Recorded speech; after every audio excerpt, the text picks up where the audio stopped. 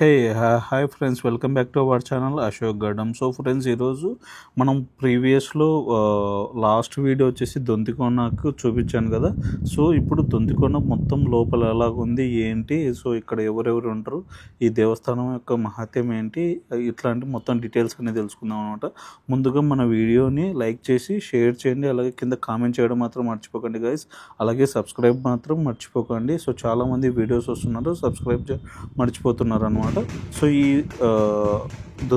శ్రీ దొంతుకోన వెంకటేశ్వర స్వామి దేవస్థానం వచ్చేసి కే బొమ్మపల్లె అనే ఊరు దగ్గర ఉందన్నమాట. ఇది వచ్చేసి కడప జిల్లాలోకి వస్తుంది. అలాగే మనకు ఇక్కడ గండికోట ఇవి ఉన్నది కూడా డ్యాము అటు సైడ్కి వస్తుంది అనమాట. సో నేను వచ్చేసేసి మీకు ప్రీవియస్ వీడియోలో చూపిస్తానక ఎలా వచ్చాను ఏంటి అని తెలుస్తుంది. సో కంటిన్యూ చేద్దాము. ఇప్పుడు మనం చూస్తున్నది దేవస్థానము స్టెప్స్ అనమాట. కొద్ది ముందుకు వస్తే ఇక్కడ మర్రి చెట్లు మీకు డ్రోన్ వీడియోలో ఇందాక చూశారు కదా, ఒక సైడ్కి అన్నీ మొత్తం మర్రి చెట్లు ఇట్లాంటివన్నీ ఉంటాయన్నమాట. సో పైకి ఎక్కితేనక మనకి ఈ రైట్ సైడ్లో మనకు కనిపిస్తున్నది వచ్చేసి సుబ్రహ్మణ్యేశ్వర స్వామి టెంపుల్ అనమాట. అక్కడ మీకు కనిపిస్తుంది కదా అది. సో అలాగే కొద్దిగా ముందుకు పైకి వెళ్తేనక ఇక్కడ మనకు వెంకటేశ్వర స్వామి టెంపుల్ అన్నది ఉంటుంది అనమాట.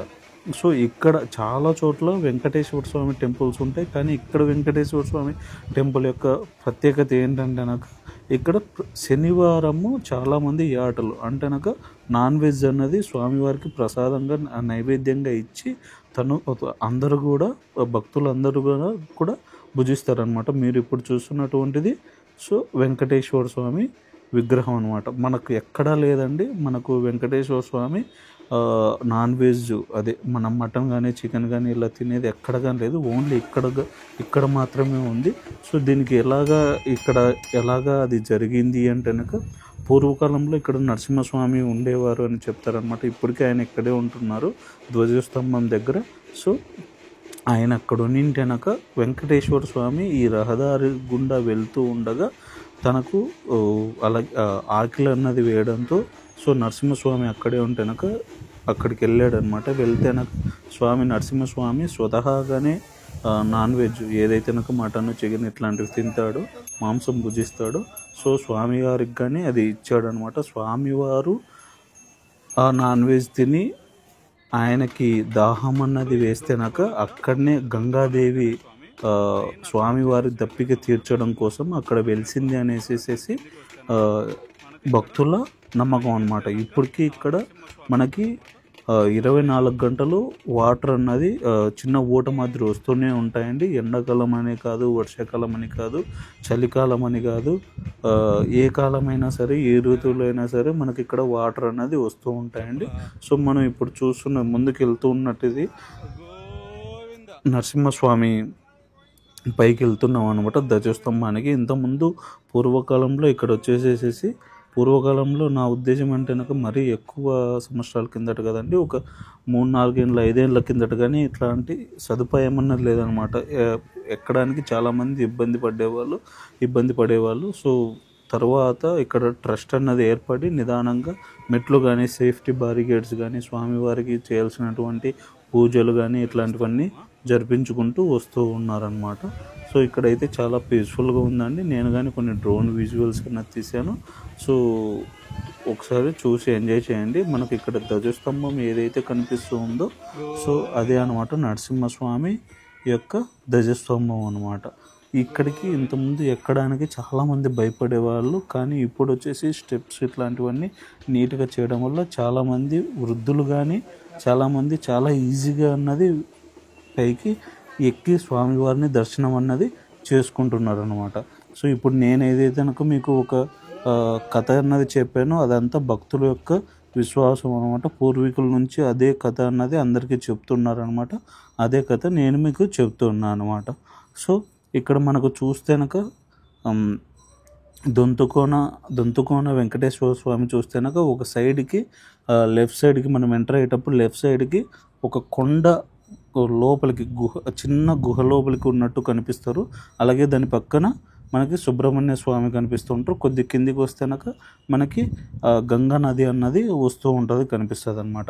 మనకు ఇంకా రైట్ సైడ్లో చూస్తేనక కింద మనకి వాళ్ళు షెడ్స్ కానీ ఇలాంటివి అంటే భక్తుల సౌకర్యార్థం కోసము నిర్మించినవి షెడ్స్ ఇలాంటివన్నీ ఉన్నాయండి. సో ఇంకా కొద్దిగా ముందుకు వచ్చి పైకి వస్తే కనుక మనకి నరసింహస్వామి ధ్వజస్తంభము అలాగే ఆయన విగ్రహము అన్నది కానీ ఉందన్నమాట. మీకు ఇక్కడ నరసింహస్వామికి అలాగే వెంకటేశ్వర స్వామికి ఇద్దరికి నాన్ వెజ్ ఏదైతేనాక ఇక్కడ చాలామంది భక్తుల విశ్వాసం ప్రకారం ఈ ఆటలు కోసుకొని వేసేసి ఇక్కడే అందరికీ వాళ్ళ బంధువులకు కానీ లేదంటే స్నేహితులకు కానీ వాళ్ళందరినీ ఇన్వైట్ చేసి అందరికీ ఇవ్వడం అంటే పెట్టడం అన్నది జరుగుతూ ఉంటుంది అన్నమాట. ఇక్కడికి వచ్చిన వాళ్ళు ప్రశాంతంగా వచ్చి తినేసి వెళ్తూ ఉంటారు. ఇక్కడ వచ్చేసేసి మనకి ఇక్కడికి రావడానికి డైరెక్ట్ గవర్నమెంట్ సదుపాయం అంటూ ఏమీ లేదు కానీ సో చాలామంది ప్రజలు ఎవరికి వాళ్ళు వాళ్ళ సొంత వెహికల్స్లో లైక్ బైక్లో కానివ్వండి, కార్లో కానివ్వండి, ఇట్లాంటి ట్రాక్టర్స్లలో ఏచర్స్లో ఇలాగ వస్తూ ఉంటారు అనమాట. వచ్చి స్వామివారిని ప్రతి శనివారం కానీ ఈ విధంగా దర్శించుకొని వెళ్తూ ఉంటారు అనమాట. సో శనివారం ఇక్కడ చాలామంది జనాలు అన్నది కనిపిస్తూ ఉంటారండి. సో ఇది గైస్ శ్రీ దొంతుకోన వెంకటేశ్వర స్వామి ఆలయ చరిత్ర అలాగే నరసింహస్వామి ఆలయ చరిత్ర. సో నెక్స్ట్ వీడియోలలో నేను ఇక్కడ సుబ్రహ్మణ్యేశ్వర స్వామి ఎలా వెలిచారు ఏంటి అన్నది ఆ వీడియోలో నేను మీకు చెప్తాను. అలాగే నెక్స్ట్ అప్కమింగ్ వీడియోలో వచ్చేసేసి మనకి ఇంకొక కోటిలింగాలు అనే ప్లేస్ ఉందన్నమాట. ఇప్పుడైతే సముద్రంలో అక్కడికి ఒక్కసారి మాత్రమే వెళ్తారు. అక్కడికి వెళ్ళడానికి రూట్ కానీ సరిగ్గా లేదు. అలాంటిది నేను చాలా ఎంత వీలైతే అంతవరకు నేను వెళ్ళాను. అక్కడ నుంచి ఏం జరిగింది, ఎలా జరిగింది, డ్రోన్లు వీడియో ఎలా తీశాను అన్నదిగా నేను మీకు చూపిస్తాను. స్వామివారిని మీ కళ్ళకు కట్టినట్టుగా నేను నా నెక్స్ట్ అప్కమింగ్ వీడియోలో చూపిస్తాను అనమాట. దీనికన్నా మీరు చేయాల్సినవి ఏంటంటే కనుక కింద కామెంట్ చేయడం మాత్రం మర్చిపోకండి. అలాగే మీ ఫ్రెండ్స్ అండ్ ఫ్యామిలీకి షేర్ చేయండి, లైక్ చేసి సబ్స్క్రైబ్ చేయండి. అలాగే ఈ వెంకటేశ్వర స్వామి టెంపుల్ దొంతుకోనకి ట్రస్ట్ అన్నది ఉండండి.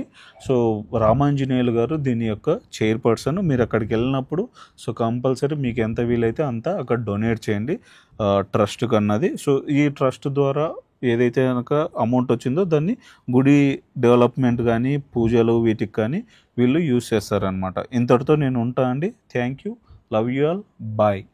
ఇట్లు అశోక్ గడ్డం.